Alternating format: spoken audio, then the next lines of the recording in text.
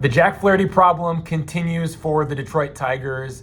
This time it is a 5-4 loss to the Texas Rangers on Friday, May 1st, in the opener of a 3-game series at Comerica Park.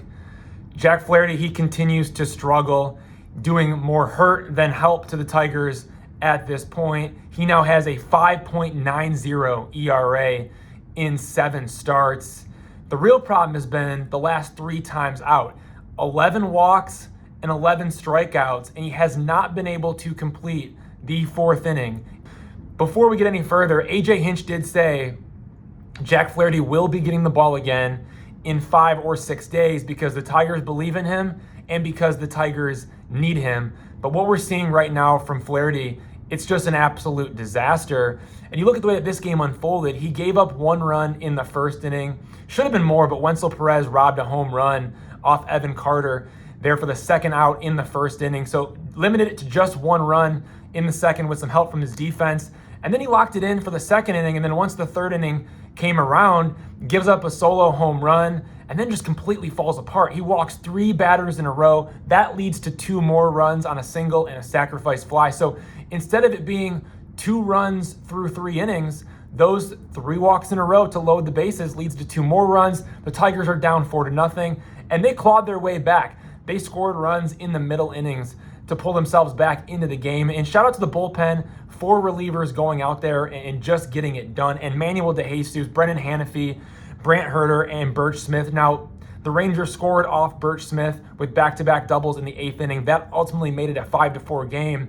But when you look at what those 4 relievers had to do, covering the final 5 1/3 innings after Flaherty threw 91 pitches and just wasn't able to get the job done, wasn't able to pitch deep into the game, major hat tip to those relievers for getting it done. But the problem lies with Jack Flaherty, who's making $20 million this year. The Tigers are expecting him to be their number 3 starter. When you look at Tarek Skubal as the 1, Framber Valdez as the 2, Jack Flaherty is supposed to be the number 3, and he has a near 6 ERA.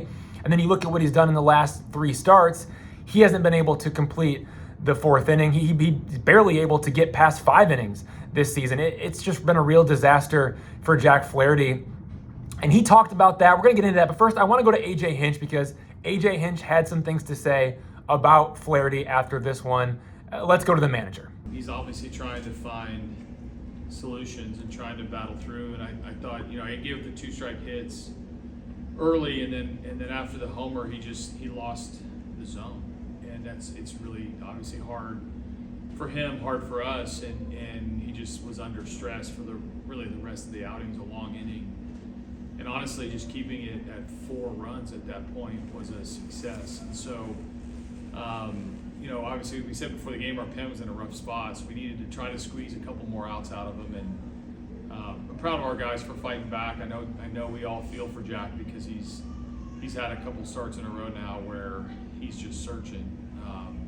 But we need him, and we need him, to be good, and he can be good.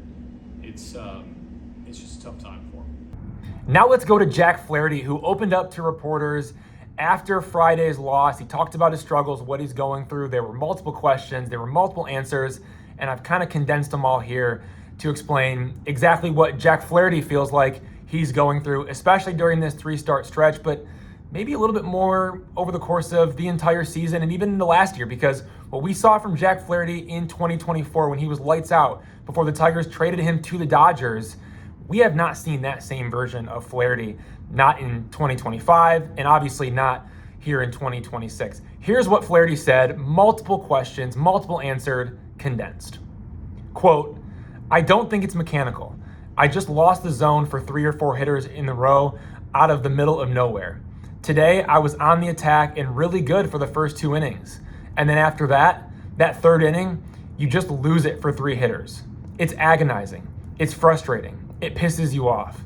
I'm losing sleep over it every single day, trying to figure out what goes on in that little bit right there, where we end up walking 3 guys in a row. It's about figuring out what's going on in that 15 to 20 pitches. You can handle the hits.